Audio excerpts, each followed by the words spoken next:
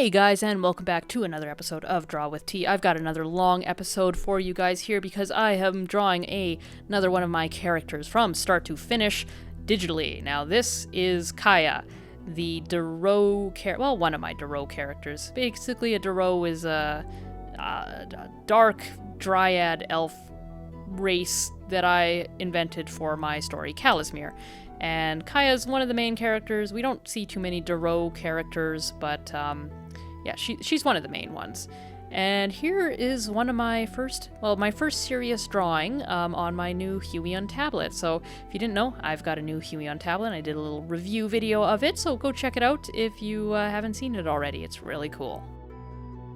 So here I'm going to be drawing Kaya from initial sketch all the way to finished shading, and I'm doing that so that I have her little portrait that I can pop into her character document. So when I'm writing and I suddenly need to know some little tiny detail about her in some way, shape, or form, I can just go find her image and click on it, because when you have 20 characters, it can be hard to find that document amongst a whole pile of other documents if there's not an image to quickly go by. And I find that the characters with little art right on the first page, I can grab them a lot quicker than other characters.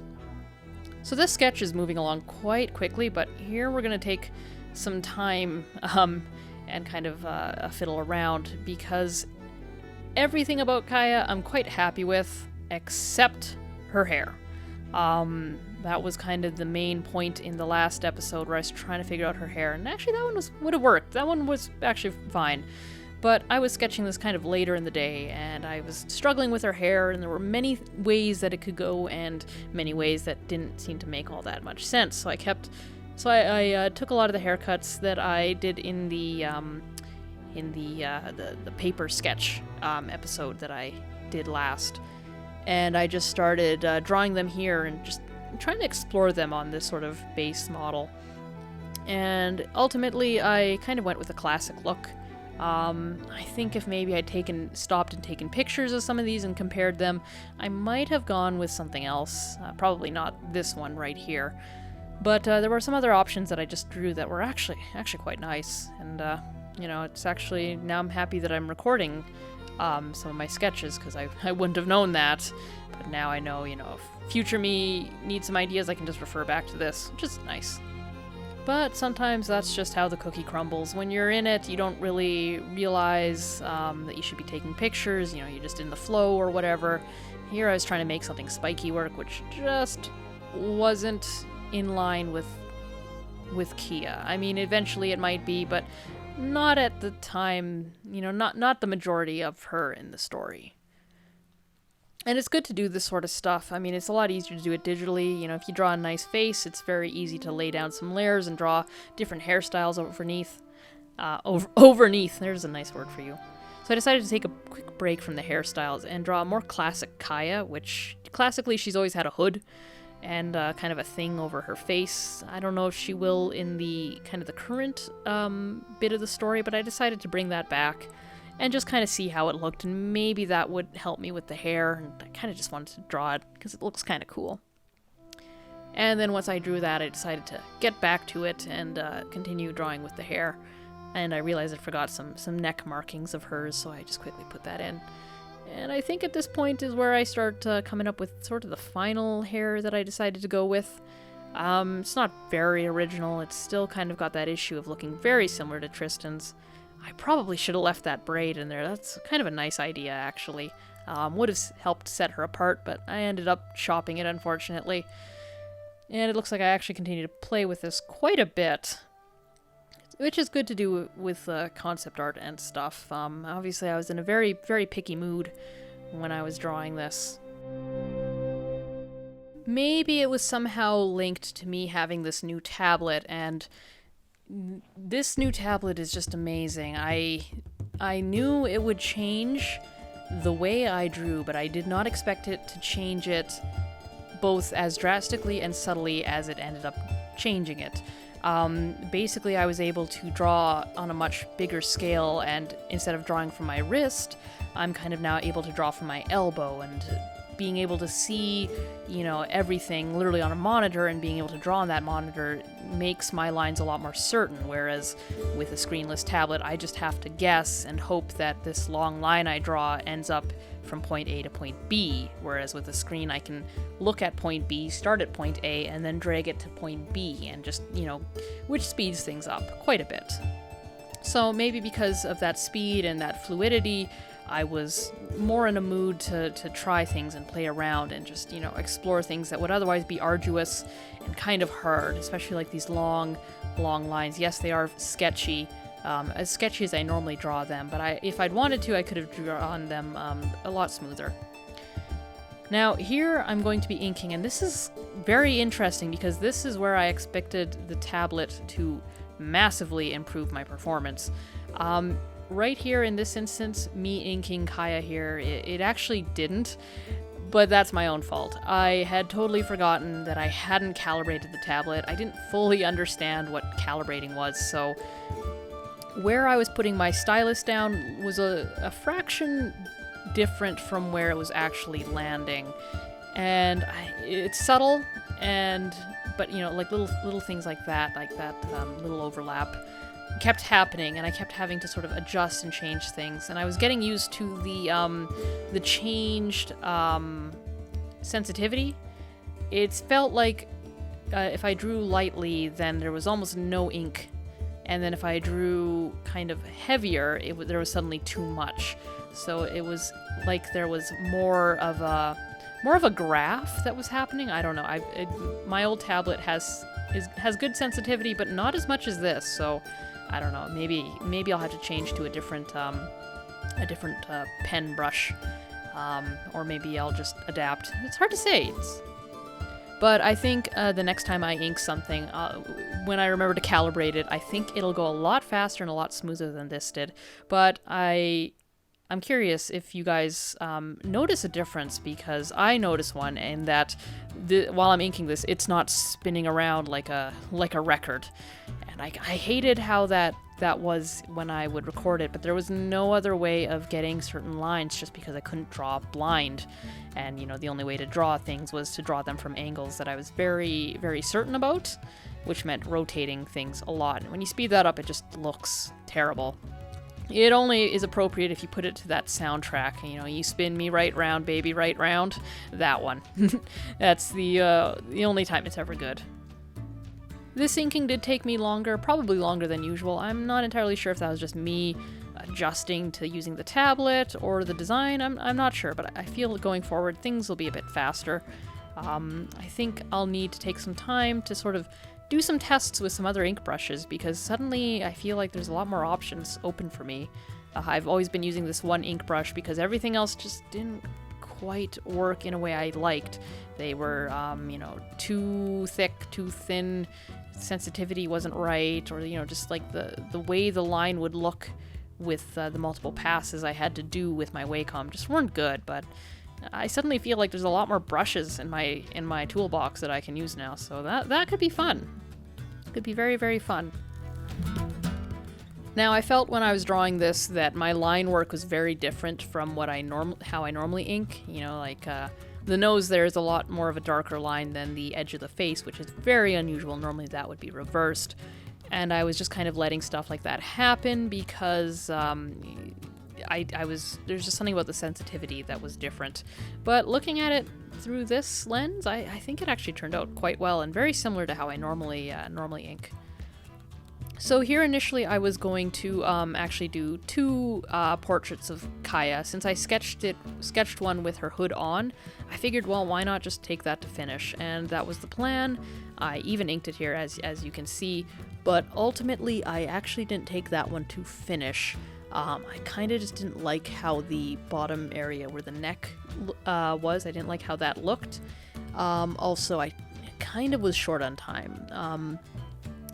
I know this is something that I'm my boss here, so I get to decide my time limits and stuff, and I could have easily given myself more time to do a colored version of the other one, but I'd been sitting for a long time getting this whole thing done in one day, on top of some other things, because I did this in the evening, and By that point, I was tired. I wanted to move on to color, and I didn't particularly want to color two things. So I kind of left it. Maybe later I'll come back and finish it. I also just felt it was a bit of a weaker one to the one with her hair and her face fully showing. Maybe this one here, I kind of like it, but then I decided to erase her, most of her face to put a mask on, and that was kind of where I was like, meh, it's not really all that impressive. But I don't know, you guys let me know, do you like the masked hooded version? Do you like it better than the other version? Let me know. So here we have new Kaya. I'm still getting used to changing how I say her name, on the right, and we have old Kaya on the left. And I believe that the one on the left is basically one of only 2 pieces of artwork I've ever done of Kaya. So she hasn't seen a lot of love that way, but she's seen more love than a lot of my other characters who have 0 art at all, and I have no idea how they would even properly look. So here I'm just basically grabbing the colors from the one on the left. Most of my characters, I've had to change their colors subtly. I don't know, my sensitivity to color has just improved and gotten better, I guess. But with Kaya, I was actually quite impressed with the palette she already had, like her skin tone and the color I used for the scars. I liked it, so I just stuck with it and continued to use the same one. And I think there might have been a few things I may have changed. Actually, probably not, actually. I added some colors, and that was about it, because now she has horn protrusions, but I think her hair, her clothes, that all stays the same. Her eye colors change, but that's just because her eyes have changed. The one on the left, or her left eye, her cataract eye is kind of an ongoing thing. I'm gonna have to resolve that a little bit, but I'm getting ahead of myself once more. So coloring Kaya, it actually took a little longer than I feel like it normally would if I was doing it without my new Huion tablet. And the reason for that is actually kind of surprising to me. Because the screen's so big, I can't have my keyboard there with, to use all the shortcuts. And it comes with 8 buttons and a little slider pad, and I thought that would be more than enough buttons. I've actually never been one to use buttons on tablets because they always just sit in my lap, and I could draw from my lap and have my left hand, on the keyboard and just kind of dancing around using hotkeys. And before that, I didn't use hotkeys, which is a scary thing to think about. But 8 hotkeys is really not enough for drawing. I'll have to look and see if I can have different sets, different setups for my hotkeys. So when I'm, say, coloring, I can load up a coloring format so that I have the buttons and hotkeys that I use when I'm coloring. Because those are buttons, there's certain buttons I use when I'm flat coloring that I don't use when I'm drawing. For example, when I'm drawing, I need to have quick access to the button that allows me to quickly change the size of the brush and from brush to eraser. That's very important to me. When I'm inking, I need to have a rotate button that'll, help me rotate it. The size button's also important.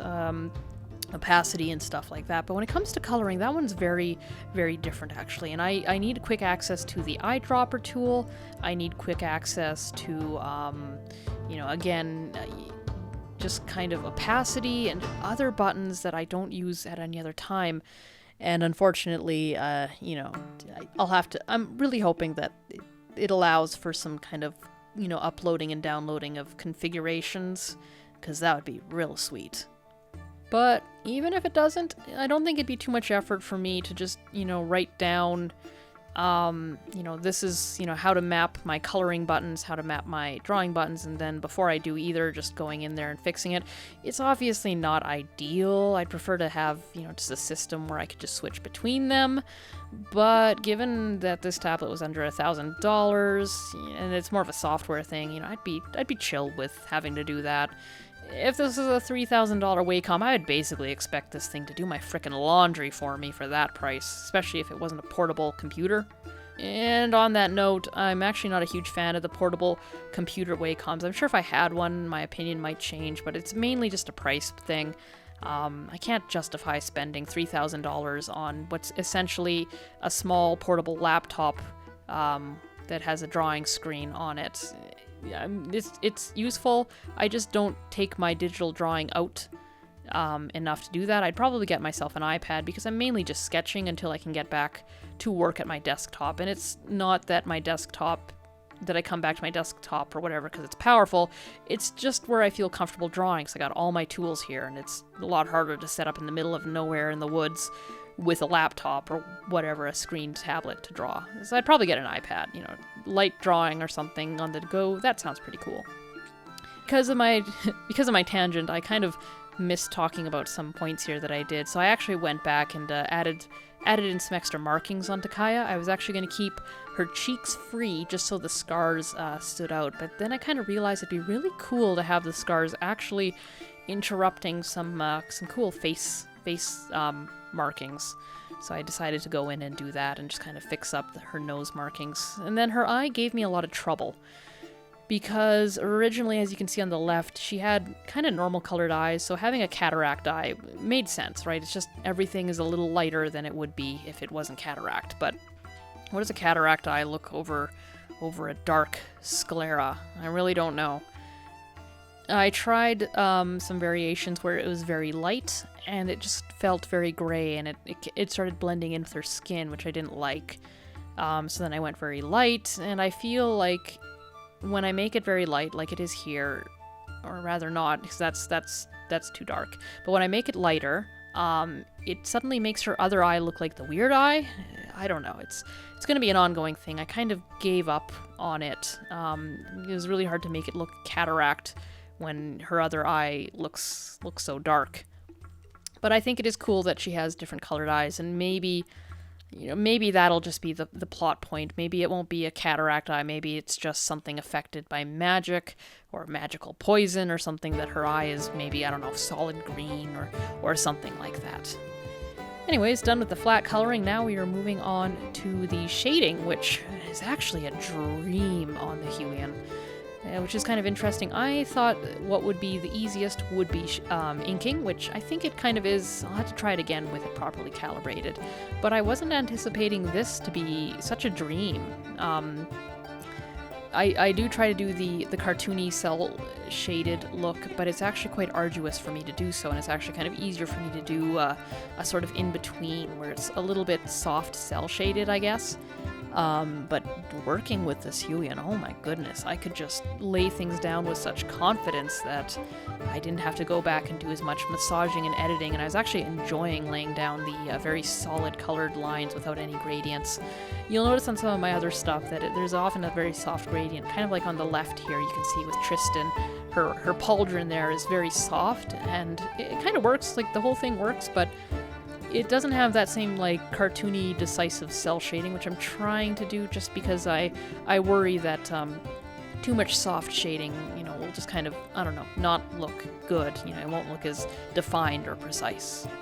So yeah, I'm very, very happy with how the shading of Kaya went, and previous to this, I was actually thinking of moving to just doing flat colors for these sort of portraits and just not having shading at all, but seeing this and doing this, it was super fun, and I think now I'll continue to do shading, which is nice. It does add depth, right? It adds a lot of depth to characters. Here I'm doing something kind of interesting. I'm kind of exploring how to put a shine on her horns, and here I was trying to put a shine on her face. I just ultimately decided not to do that. The skin tone color, I wasn't really sure what to do for that skin tone, and also it wasn't quite in line with her character. I just wanted to leave her face kind of dark. So then I began working on the horns and trying to find a way of having this sort of interesting shine to the horns where they felt dark, but there was a shine of color coming through, like a shine of green. And in a little bit here, I'll kind of nail it so it actually looks good. But I was almost thinking of not doing it and just kind of leaving them kind of dark. But given that they're made out of crystals, these people, or they sort of slowly crystallize, or whatever you want to call it, I thought it'd be really cool if there was just kind of a different look to that part of them. Like you could tell that there was a transformation happening. They were just different. That, and I also decided not to shade over her markings at all. I didn't want them to feel like they were outright glowing, but I wanted them to feel like they were very prominent, you know, not just tattoos under the skin, but, you know, kind of like markings on top of the skin. And whether they're glowing or just, you know, very, very reflective is kind of, you know, your choice, or, you know, whether it's magic, I don't know. But I'm very happy with that result. And I believe this is the point, yep, this is where I start playing with the line art. And as I kind of said in a previous video, line art, coloring, and me, it doesn't work out. And it's mainly just because of the extra effort I'd have to put into it to make it work with my style. I did change the color of Kaya's line art to a dark color. You don't really notice it because it's so near black that it's basically pointless. But I decided, or I realized that I could use colored line art on her eye to kind of give it a bit more of a cataract feel, or rather just a bit more of a faded feel. And I'm not sure if the final color I used is the best color. I think there was actually, when I reviewed the footage, there was a other color that I used that would have been better, but, you know, as at this point it was starting to get late and I've been working at it all day, so I you know, hindsight's 20/20, am I right? But at this point, it's all just very, very fine detail work. You can see me working on the eyes and just kind of fiddling with this one eye, more or less. And that's kind of it. At this point, Kaya's basically done. And yeah, here it's official, putting in the signature and stuff. All right, guys. Thanks for watching. Let me know how you like these longer episodes. And if you like this, please comment, like, and subscribe. You know, it means a lot to me.